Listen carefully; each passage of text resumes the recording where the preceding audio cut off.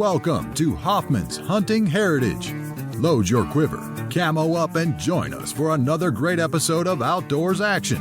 Hoffman's Hunting Heritage is brought to you by Mission Archery, author W.C. Hoffman, Sunrise Archery, the Lando Lakes Bowman Club, and Radio Kronos. Here is your host, Bill Hoffman.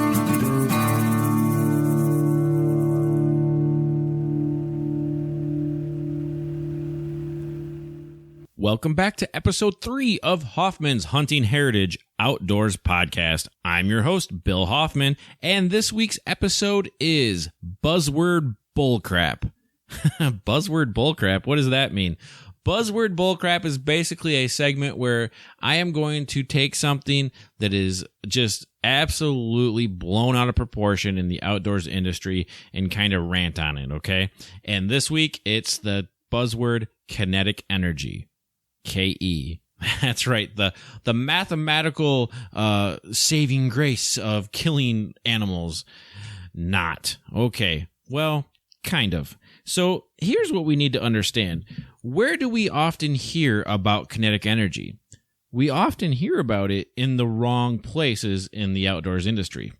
For example, we often hear about it in archery, but not in firearms hunting, where in firearms hunting, it actually makes sense to talk about kinetic energy, and it makes zero freaking sense to talk about it with archery. Well, maybe not zero. There is a few little reasons why, and we're going to get to those first of all, but I think first of all, it's important to explain exactly what kinetic energy is. And when I say exactly, I don't mean exactly because I'm not a physicist or a mathematician or anything like that. I'm a writer. But I do have a basic understanding on what kinetic energy is. Kinetic energy is basically shock, okay? It's impact. It's part of momentum, which is basically where it gets messed up in regards to archery and penetration. But the kinetic energy of something is the power it has when it hits you, okay? So, for example, if I throw a brick at you at 20 miles an hour and the brick hits you, it's gonna hurt, okay? Because that brick has mass and weight and velocity, and it's solid, it holds a lot of kinetic energy, right? So now let's say I throw a tennis ball at you, okay? And we can even say that the mass and the speed and all that and the velocity, well, not the mass, but the speed and the velocity and the impact are all the same, okay? It's not going to hurt as much. Why? Because it doesn't have the kinetic energy. Now, that kinetic energy can be attributed to its mass, but now let's go ahead and look at that in regards to archery, okay? Now, we hear all the time, this bow produces this much kinetic energy, or this arrow stores this much kinetic energy. Kinetic energy doesn't really come to play in archery too much. Now, you hear a lot, kinetic energy gets, I'm already sick of saying kinetic energy, can you tell? But kinetic energy gets a lot of play and a lot of buzz when it comes to arrow penetration, which, okay, remember I said there's a little bit of, to do here. Well, what's responsible for arrow penetration is actually momentum. That's the scientific force behind it. It's not kinetic energy. Kinetic energy, however, is part of the scientific formula that creates momentum. So the more kinetic energy you have, the more momentum you have. Momentum is force times mass times acceleration, and all that stuff. So there's a again, not a mathematician. I just understand, archery. So basically, the only time you need to actually worry about the science of kinetic energy when it comes to archery is by chance if you're shooting mechanical broadheads. With mechanical broadheads, just the sheer fact of when they hit the animal, they rob you of some kinetic energy. It takes kinetic energy to open them. That energy's got to be transferred from one place to another to open the blades of that broadhead. And then, the broadhead cuts in. So there is where you have a kinetic energy issue. Now, different broadheads, of course, take different, there's foot pounds and inch pounds and all that crap. I'm not even getting into it. Just know this. If you're shooting less than, in my personal opinion, 50 pounds, your draw is 50, your bow is shooting the arrow at less than 50 pounds, you do not, in my opinion, have enough kinetic energy to use mechanical broadheads. Because what's going to happen is when that arrow hits the deer, you're losing kinetic energy, which is losing momentum, inversely affecting the penetration that you're going to get upon trying to harvest that animal. Now, if you're shooting these higher poundage bows with higher speed arrows, it's not an issue. You have kinetic energy all day long to spare to get, the broadhead into the vitals. But the broadhead into the vitals. Now, here's a really good thing to think about. Now, if you're listening to this show, to this podcast, I'm pretty damn sure that you watch hunting shows and hunting videos, and you have seen a lot of archery hunts. And do you notice what I notice? No pass-throughs. That's right. Now, when we're talking about pass-throughs, it's the act of the arrow passing through the animal, so you have an entry hole and an exit hole. Now, when you go back and watch these videos from, let's say the early 90s, the late 80s into the, maybe even late 90s, up to about, 2000, what do you see? All pass-throughs. I'm not lying. Go back and watch some old Bill Jordan, Michael Waddell monster buck videos, and they are blowing through every deer. And why are they doing that? Well, if today's bows are faster, and today's bows have more kinetic energy, and today's bows are so much more efficient, how come they're not getting pass-throughs? Oh, the deer aren't bigger. Well, what's happening is, with the switch to mechanical broadheads and losing that kinetic energy at the impact, you're losing momentum. And the trade-off here is that the mechanical broadheads cut such a big hole when they work properly that that's the trade-off. You're trading off penetration, or you're trading off an exit hole for a massive entry hole. And it's important to say this too, that mechanical broadheads do blow through deer. I'm not, if you hit any deer in the shoulder, no matter what broadhead you're shooting, you're not going to get a pass through. That's not what I'm trying to say. But I'm saying in general, that's what we're seeing, is we're not seeing the pass throughs because we're losing momentum. So people talk about kinetic energy, but they're not talking about momentum. So, and this, again, all pertains to archery only. So, ladies and gentlemen, when you are talking archery and someone starts talking about kinetic energy, whether it's a salesman or someone pitching something to you, or even the guy at your local archery club, go ahead and roll your eyes. And what you need to do is send him to an article written by Dr. Ashby. Dr. Ashby is a physicist, I don't know if he's a mathematician, but he wrote a fantastic article about penetration and arrows and kinetic energy and momentum and using heavy arrows and speed. It just basically takes everything that the marketing department behind these companies that tout their kinetic energy, it takes it all and throws it away and tells you the truth behind it. Okay? So that is how kinetic energy does not matter in archery. But wait a minute. It does matter in firearms hunting. Well, after the break, we'll come back and we'll talk about how important kinetic energy is in regards to firearms. Every once in a while, a design comes along that defies convention and challenges the way we think about performance. Missions are built from the ground up to embody the power and precision of an apex predator. Explore the unique features that make mission easier to draw, maneuver, and shoot accurately.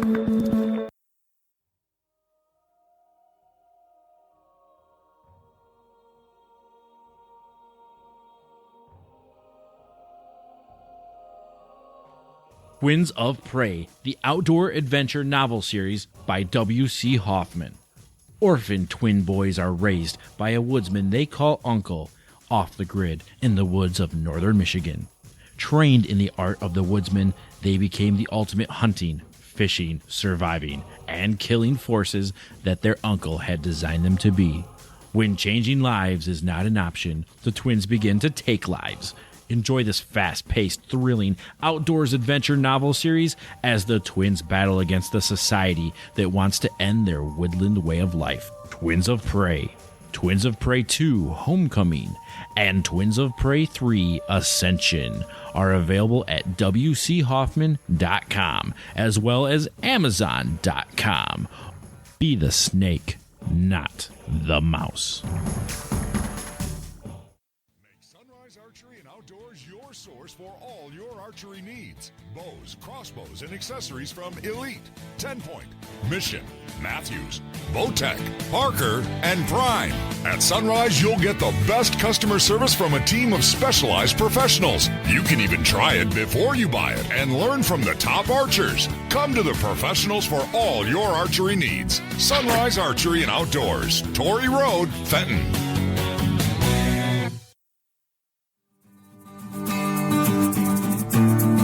Welcome to Hoffman's Hunting Heritage. Here is your host, Bill Hoffman.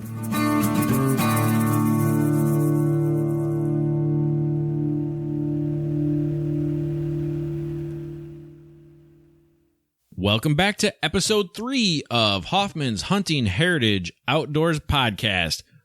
Buzzword, Bullcrap, Kinetic Energy. That's right.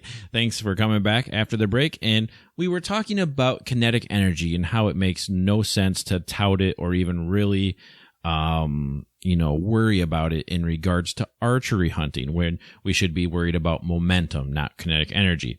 And I will eventually do an episode on arrow design and arrow breakdown and why an arrow that's traveling slower is better than a fast arrow, or light arrow traveling fast, but that's another episode. What I want to talk about now is why kinetic energy is important in regards to firearms hunting. Well, simply said, remember at the beginning of this episode, I explained to you that kinetic energy, oh my God, I'm so sick of saying kinetic energy. I know I bitched about that earlier, but hey, I am who I am. But anyway, kinetic energy is the shock value. It's the impact. It's the damage done as soon as that projectile, be it arrow, broadhead, lead, slug, whatever you're shooting. It's the impact, the thump, the whack, okay, I'm out of adjectives, but you get the idea. It's the knockdown power that is delivered upon this nervous system as it makes connection with the animal. Obviously, bullets kill first. Okay, the first way a bullet kills is by shock to the system, is by kinetic energy, is by the brick hitting the animal, not the tennis ball. That is a bullet's first line of killing. The bullet's second line of killing is through trauma. Trauma is as that bullet enters the body cavity, maybe it hits the spine or it breaks the neck, and a lot of times the impact and the trauma combine together and snap the deer's neck. Or it overwhelms their central nervous system and they just die right there. Okay. But sometimes that bullet needs to go through, rip its way through the lungs and kill by trauma or just basically, you know what a bullet does. It destroys the insides, okay? Creating death.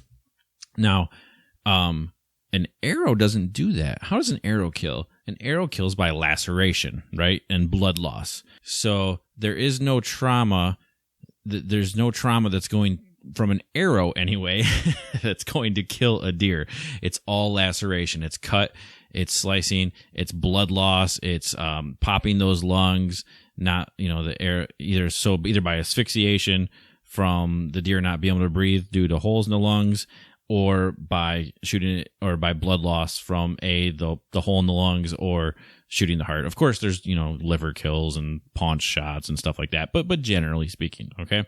So that is why kinetic energy in a bullet is important, because the more kinetic energy that a bullet has leaving a firearm, the better it is suited for quickly killing the game.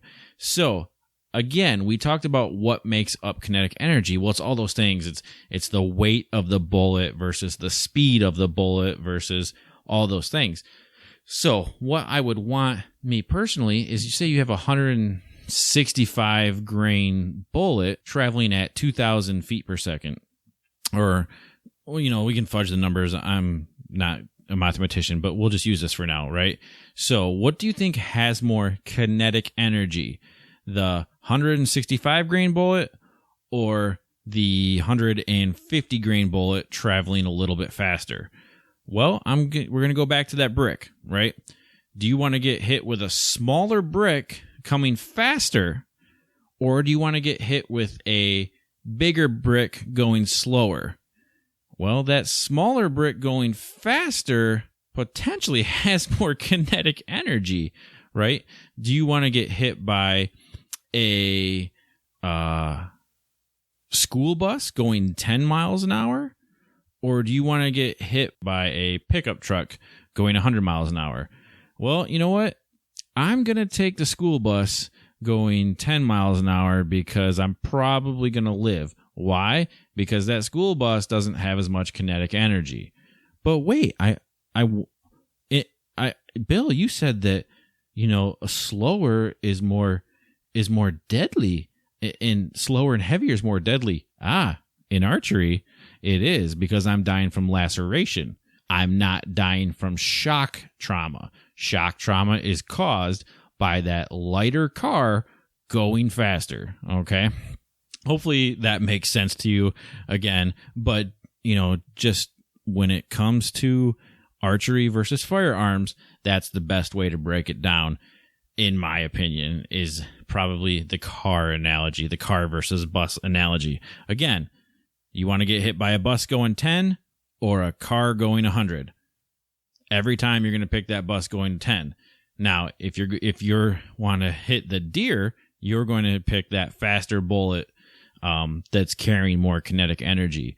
But in archery, it's not as efficient. Okay, I'm rambling. I know I'm repeating myself over and over. It's just something that really, it really sticks to me. I laugh every time I see someone touting kinetic energy in the archery world. It doesn't really matter unless you're shooting mechanical broadheads out of a lightweight bow. Okay. But I really want to thank you guys for coming back. This is episode 3 of the Hoffman's Hunting Heritage Outdoors podcast. It's been a lot of fun. I'm really enjoying recording these for you guys. And by the way, I'm getting some great feedback via email. So if you guys email me, there is a good chance I will read your email in over the air on a future podcast. So again, just want to thank you for listening. And I'm going to sign off this episode like I signed them all off. Get outdoors. It's a wild place to be.